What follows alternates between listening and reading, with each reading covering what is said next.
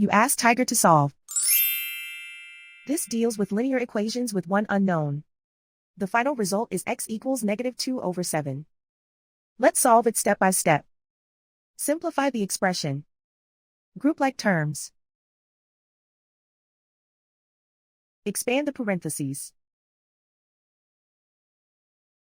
Multiply the coefficients. Simplify the arithmetic. Group like terms. Simplify the arithmetic. Group all constants on the right side of the equation. Subtract 4 from both sides. Simplify the arithmetic.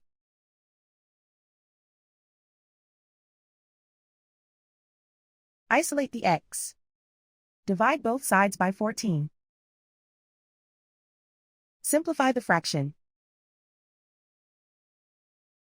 Find the greatest common factor of the numerator and denominator. Factor out and cancel the greatest common factor. And so the final result is x equals -2/7.